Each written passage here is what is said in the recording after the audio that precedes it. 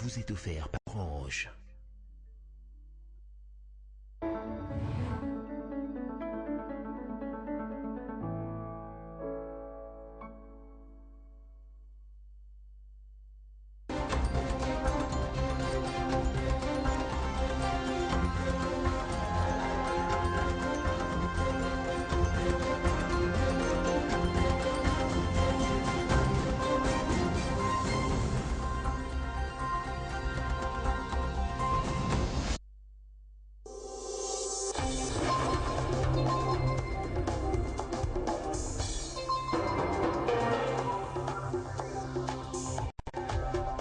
Dialogue politique en RDC, les travaux du comité préparatoire débutent le samedi 30 juillet prochain.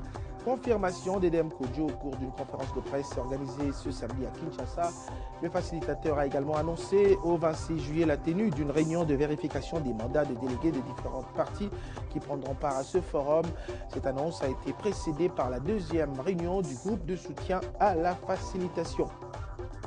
Et puis nous parlerons de cette remise de peine que le chef de l'État Joseph Kabila a accordée aux 6 militants du mouvement Lutte pour le changement qui ont passé 4 mois en prison. Ils étaient poursuivis pour tentative d'incitation à la révolte. Mesure de grâce saluée par la communauté internationale, mais aussi au pays par l'association congolaise pour l'accès à la justice ACAJ, dont le président Georges Kapiaba était l'invité du journal de 13h. Mais dans ce journal, vous aurez l'avis du diplomate et sénateur chez Okitoudou. Merci de votre fidélité à Télé 50. C'est l'heure de vous informer. D'abord, cette information au dialogue politique. Les choses se précisent. Les travaux du comité préparatoire débutent le samedi 30 juillet prochain. Confirmation d'Edem Kodjo au cours d'une conférence de presse organisée ce samedi dans la capitale. Le facilitateur a également annoncé au 26 juillet la tenue d'une réunion de vérification des mandats des délégués des différentes parties qui prendront part à ce forum. Au cours de cette même journée, s'est tenue la deuxième réunion du groupe de soutien à la facilitation du dialogue en RDC. La réunion a notamment tourné autour de l'état d'avancement du processus pour la tenue de cette grande rencontre.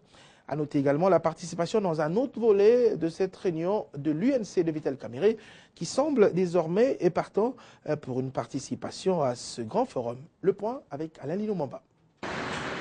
Boulevard du 30 juin. L'événement du jour n'est pas sur cette célèbre artère de la capitale congolaise, mais plutôt dans cet immeuble récemment construit et qui abrite le nouveau bureau de la représentation de l'Union africaine en RDC. Nous sommes samedi et ici il s'agit de la réunion du groupe de soutien aux facilitateurs du dialogue politique national en République démocratique du Congo. La deuxième du genre, après la première qui s'est tenue le lundi 4 juillet au siège de l'Union africaine à Addis Abeba en Éthiopie. Une réunion importante pour le facilitateur qui évalue le processus d'avancement du dialogue politique national en République démocratique du Congo avec les membres du groupe de soutien, tous présents. La réunion laisse croire à une tenue très prochaine de ce forum quand on sait que même les non-partants d'hier adhèrent désormais à l'idée du chef de l'État Joseph Kabila se réunir autour d'une table en vue de prévoir les prochaines élections. La présence de Vital Kamerhe, chef de l'UNC, est l'une des grandes figures de la nouvelle génération de l'opposition RDC, dit forcément quelque chose.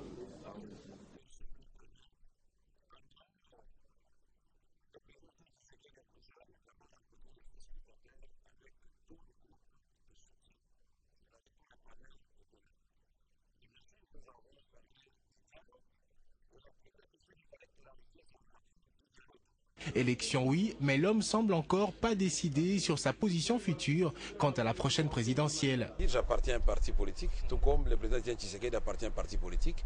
Après, les conciliables entre les différents candidats, si on ne peut pas faire les primaires, on va trouver les conciliables, mais n'allons pas vite en besogne.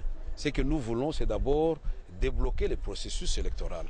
Mais il salue la volonté politique du chef de l'État qui a tout récemment répondu à certaines exigences visant à assainir le climat politique avant la tenue du dialogue, mais il insiste qu'il en faut plus. Ce qui a commencé hier avec les ordonnances de la libération des prisonniers, c'est un premier pas, mais insuffisant. L'UNC allié est venu à cette réunion compte 40 partis politiques. Une force supplémentaire qui devra aider le facilitateur à enregistrer encore un grand nombre d'adhérents, la tenue du dialogue étant imminente.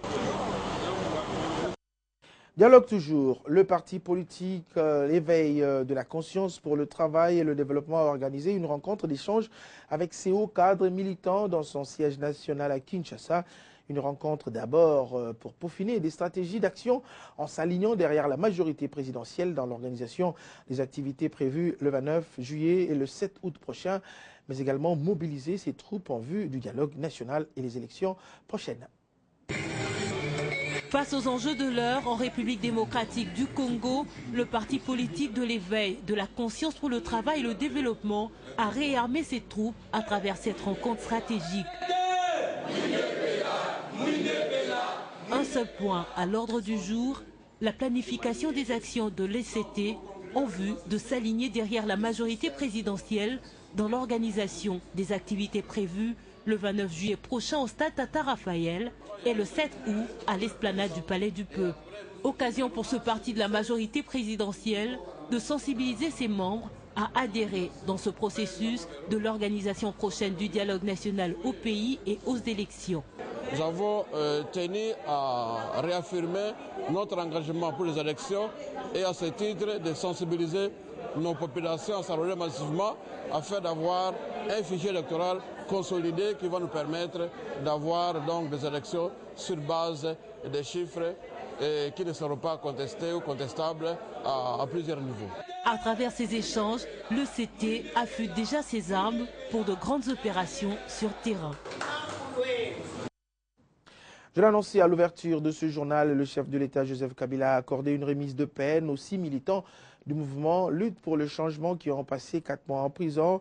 Ils étaient poursuivis, il faut le rappeler, de tentatives d'incitation à la révolte, mesure de grâce saluée par la communauté internationale, mais aussi au pays et par l'Association congolaise pour l'accès à la justice, ACAJ, dont le président Georges Kapiamba était l'invité du journal de 13h.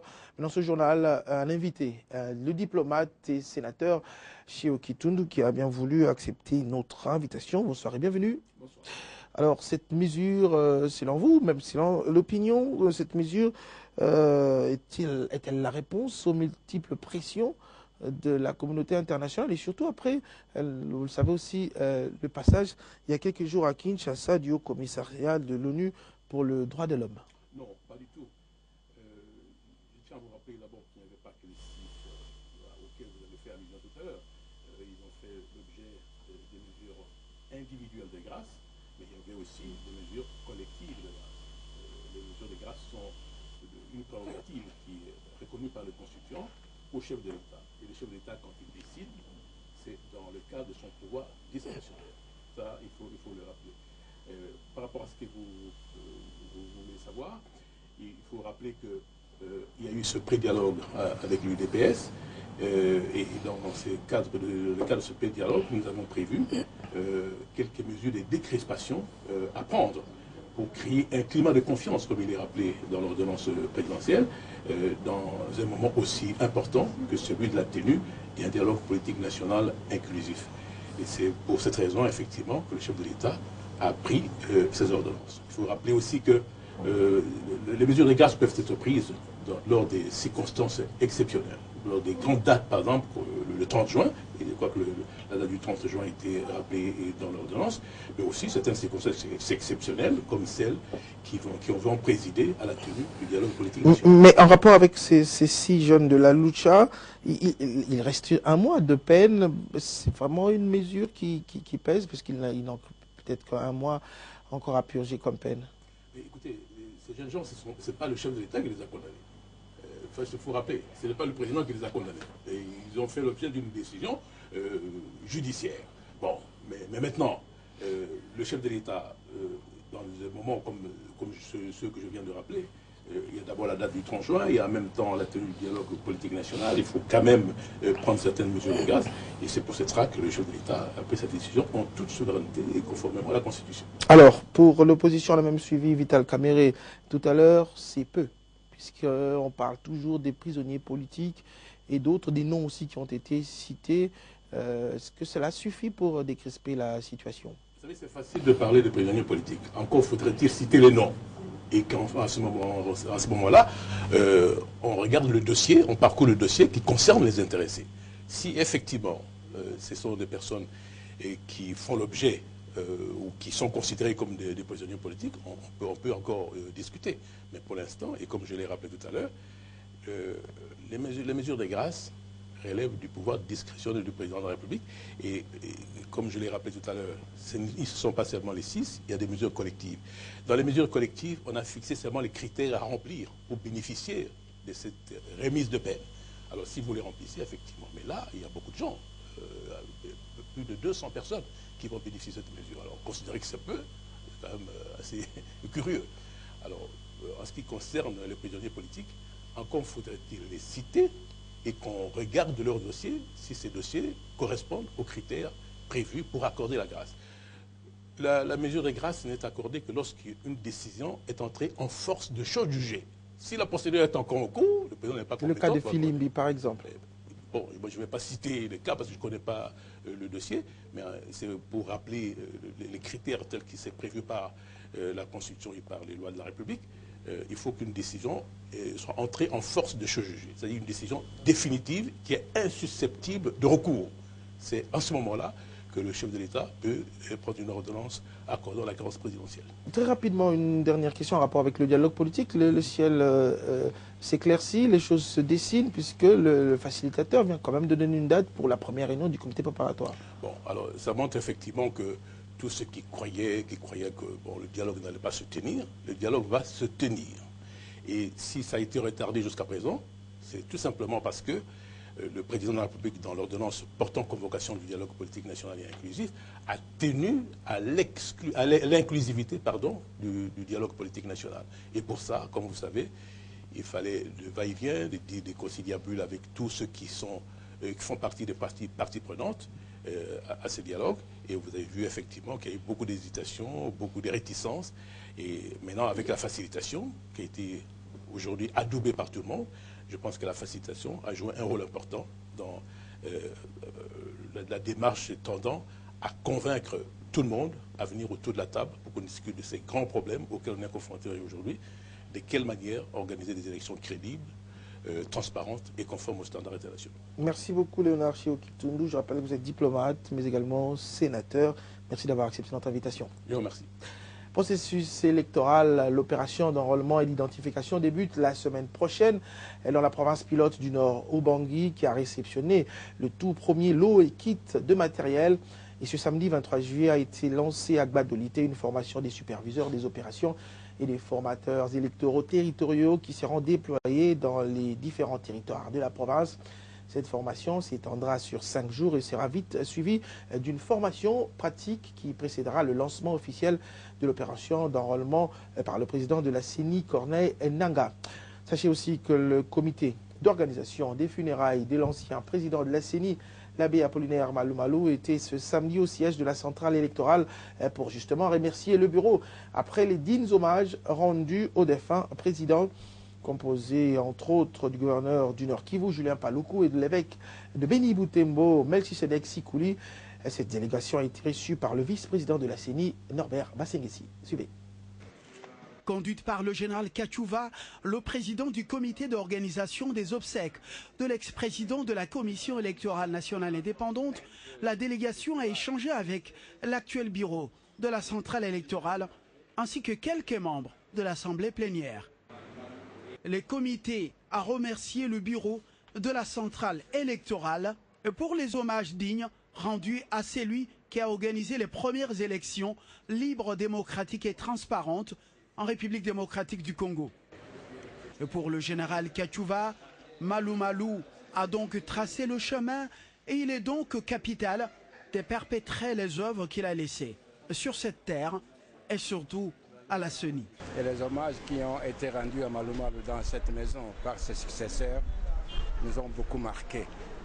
Nous ne pouvions pas ne pas venir leur dire merci et leur demander de continuer l'œuvre qu'il a commencée pour le pays et pour le monde.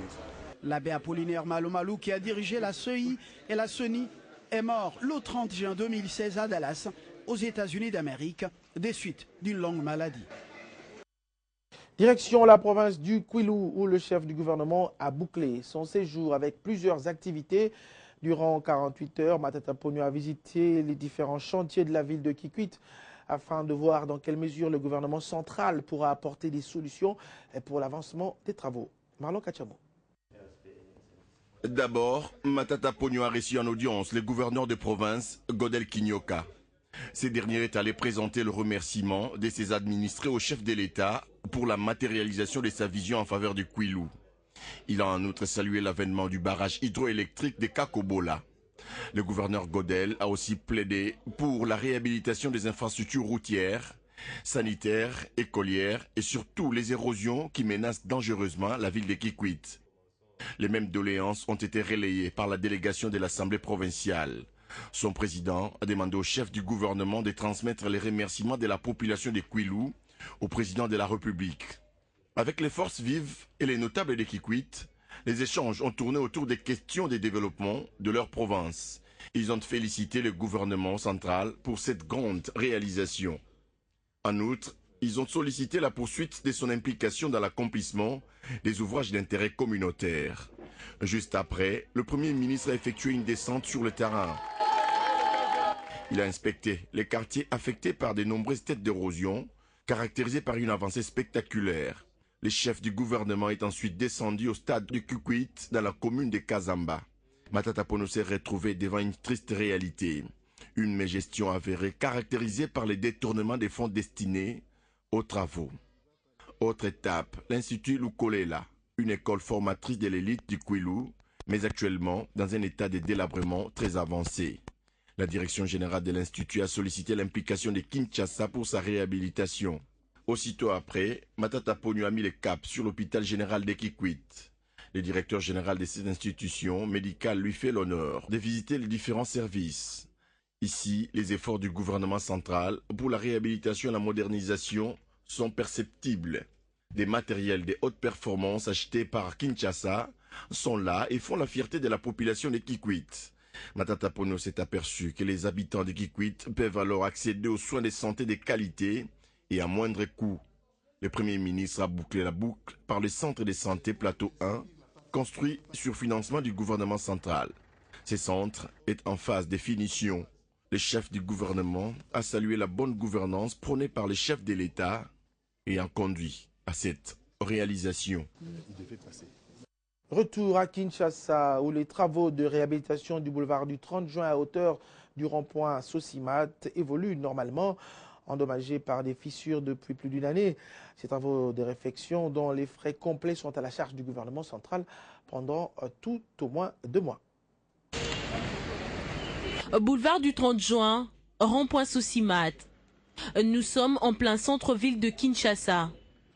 À cet endroit, on peut le voir, la route est devenue depuis peu impraticable, notamment suite aux fissures qui se sont créées au fil de temps par le manque de canalisation sur cette avenue, considérée comme tronçon principal de la capitale congolaise.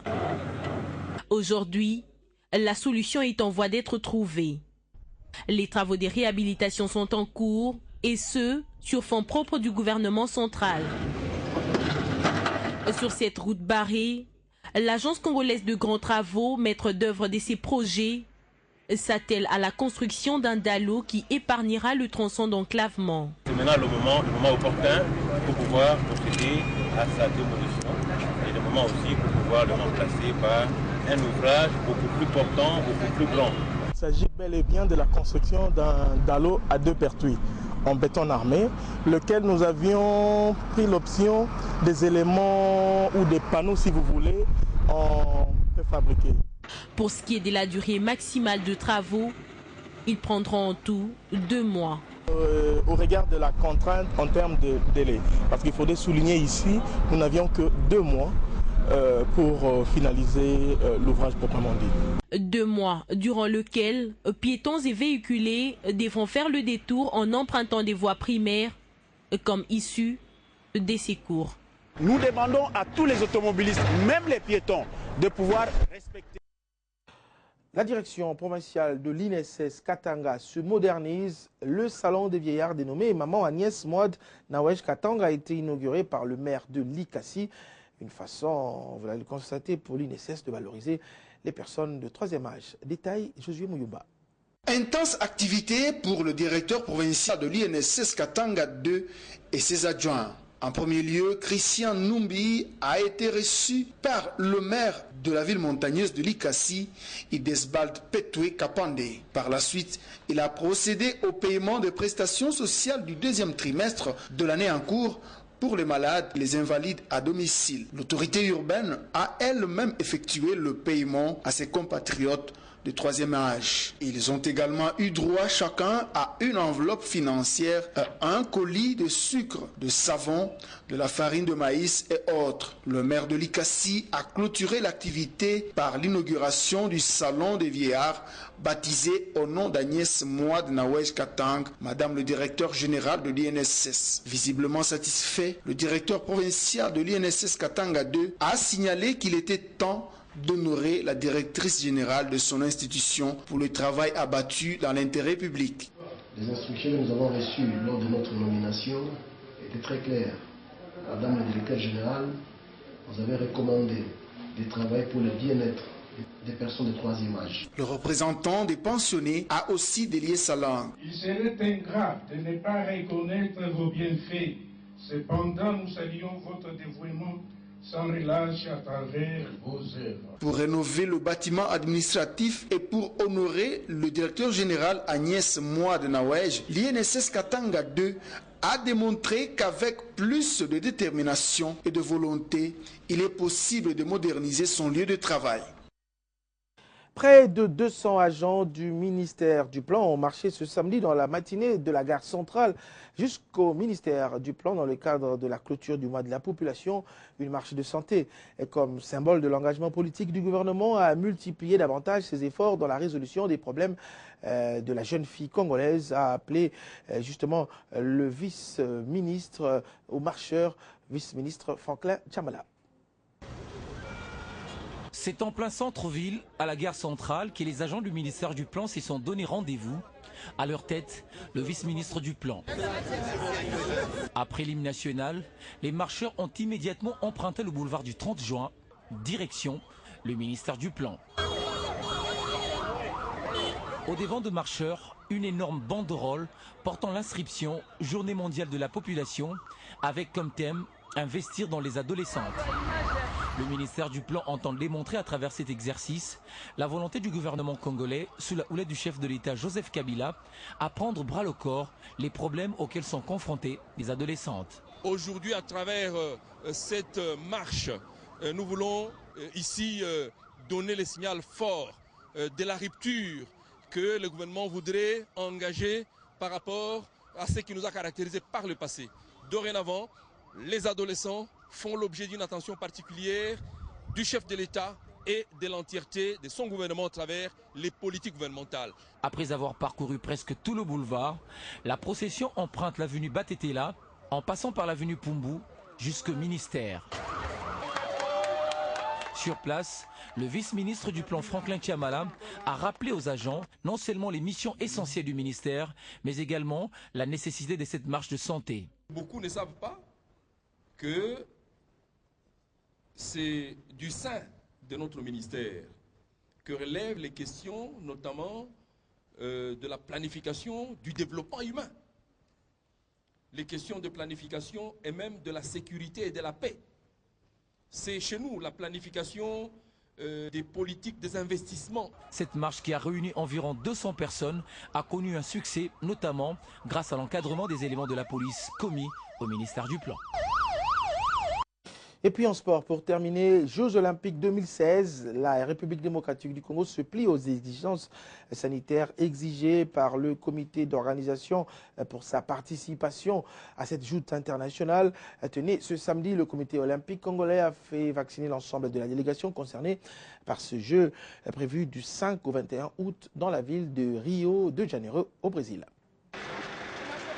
C'est à bord de ces bus du comité olympique congolais que la majeure partie des délégués de la République démocratique du Congo aux Jeux olympiques de Rio est arrivée aux installations du programme national de l'hygiène aux frontières.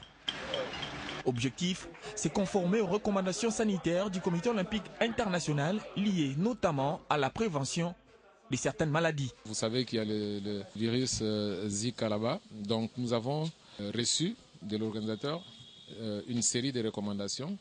Et pour ce virus-là, la fièvre jaune et l'hépatite A. Formalités administratives remplies, athlètes, dirigeants et cadres techniques des différentes disciplines sportives reçoivent chacun à son tour son vaccin comme convenu. Sur les plans sanitaires, un certain nombre de précautions à prendre, justement rencontrer ces préoccupations de l'organisateur. Étape du vaccin franchie, reste maintenant à savoir comment s'organise la RDC pour le départ de cette délégation à Rio, au Brésil. Il sera question qu'on puisse remettre officiellement le drapeau de la République à la délégation et entre les mains de celui qui va le porter au niveau des Jeux Olympiques lors de la cérémonie d'ouverture. C'est donc le dernier de rendez-vous encore en attente pour ainsi parler de l'effectivité de la participation de la RDC aux Jeux Olympiques avec une idée claire, celle de la taille de cette délégation. Place au rappel des titres. Dialogue politique en RDC, les travaux du comité préparatoire débutent le samedi 30 juillet prochain. Confirmation d'Edem Kodjo au cours d'une conférence de presse organisée ce samedi. Le facilitateur a également annoncé au 26 juillet la tenue d'une réunion de vérification des mandats des délégués des différentes parties qui prendront part à ce forum. Et puis, remise de peine par le chef de l'État, Joseph Kabila, accordée aux 6 militants du mouvement Lutte pour le changement, Lucha, qui ont passé 4 mois en prison. Ils étaient poursuivis pour tentative d'incitation à la révolte, mesure de grâce saluée par la communauté internationale, mais aussi au pays par l'Association congolaise pour l'accès à la justice ACAJ, dont le président Georges Kapiamba était l'invité du journal de 13h. Nous avons reçu dans ce journal l'avis du diplomate et sénateur chez Okitundu. Restez avec nous pour la revue de presse.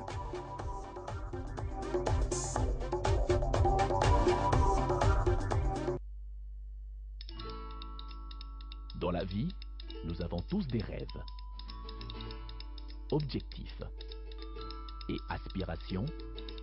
Vos projets d'avenir ainsi que ceux qui vous sont chers dépendent des choix que vous effectuez aujourd'hui.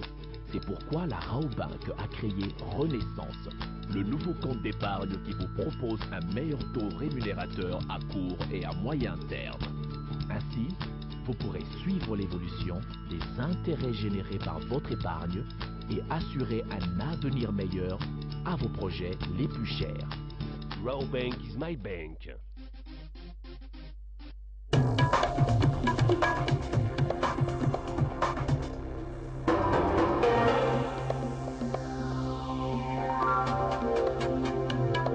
Alain Nomamba nous a rejoint sur ce plateau pour la revue de presse. Bonsoir et bienvenue. Bonsoir Paty, merci. Alors à la une de votre revue de presse, grâce présidentielle. Voilà, on en parle Paty. La presse en ligne est revenue ce samedi sur la récente grâce présidentielle que le chef de l'État, Joseph Kabila Kabange, a accordée vendredi à des centaines de détenus, notamment ceux de la prison de Moussenzé à Goma, incarcérés depuis le 16 février dernier pour tentative d'incitation à la révolte. De Radio Okapi.net, on apprend qu'il s'agit de 3 ordonnances signées vendredi 22 juillet, lues sur les antennes de la télévision nationale congolaise et portant notamment mesures de grâce collectives et individuelles. Selon le site onusien, outre cette mesure de grâce accordée aux activistes de Lucha, le chef de l'État a signé 2 autres ordonnances. La première portant sur la remise des peines restant à exécuter par toute femme, toute personne âgée de 30 ans ou moins condamnée à une peine de servitude pénale ou des travaux forcés par jugement ou arrêt rendu par une juridiction civile ou militaire. Et la seconde, elle, est relative à la remise de la peine restant à courir accordée à toute personne condamnée à une peine inférieure ou égale à 3 ans. VoxAfrica.com de citer nommément ici, entre autres détenus, pour ce qui concerne la Lucha. Il s'agit de Rebecca Kabugo, Melka Kamundu, John Annie Penda, Justin Kambale, Ghislain Mouiwa et Serge Sivia ont bénéficié donc d'une remise totale de leur peine. Le site note que le fait remonte à la nuit du 15 au 16 février 2016 lorsqu'ils ont été surpris en pleine préparation d'une journée ville morte. En concluant, AfriqueInfoNews.net informe que cette série d'ordonnances est motivée essentiellement par la nécessité de créer un climat de confiance et de cohésion nationale, surtout en ce moment jugé crucial pour le pays, avec notamment l'organisation prochaine du dialogue politique national qui s'annonce d'ailleurs très bientôt, dans votre journal, vous avez parlé de ça. Et Dame Kodjo a annoncé les travaux préparatoires pour le 30 juillet. Alors cependant, notons que ceux qui ont bénéficié de la grâce individuelle sont déjà libres. Et ce samedi, l'occasion a été donnée à ces hommes et femmes de quitter les maisons carcérales dont ils étaient locataires. Alors, on va changer de sujet. Cette information, l'examen d'État édition 2016 sera refait au Sankourou. Voilà, c'est une information que l'on apprend de Radio Okapi.net, Patinkeri. C'est dans le site onusien dans la province éducationnelle du Sankourou. Une nouvelle session des examens qui sanctionnent la fin du cursus humanitaire seront refaits en août prochain, ce qui naturellement annule ce passé conformément au calendrier scolaire général. Alors Radio Okapi renseigne que cette épreuve spéciale est fixée du 15 au 18 août prochain à l'intention des candidats inscrits au cours de l'édition 2016. 3W Afrique Info News d'avancer les raisons qui ont motivé cette annulation. L'inspecteur général de l'enseignement primaire et secondaire parle d'un vol des mâles de l'examen d'État par des inciviques qui ont polycopié les réponses qui se sont ensuite arrosées dans tous les territoires, d'où la grande réussite obtenue par la tricherie. À en croire le site, cette session spéciale d'examen d'État se fera en charge du Trésor public. Et quant aux auteurs, un rapport a été adressé à la hiérarchie pour des sanctions très sévères. La sanction d'un malfaiteur étant un exemple pâti pour les autres, du moins ceux qui sont en voie de le faire. Voilà. Qui a volé les mâles de l'examen d'État? On a volé ça. Merci beaucoup Alain Nomamba pour cette revue de presse. Je vous en prie, Fatih. Merci de nous avoir suivis à Matadi, au Congo central. Restez sur Télé 50 pour vous informer.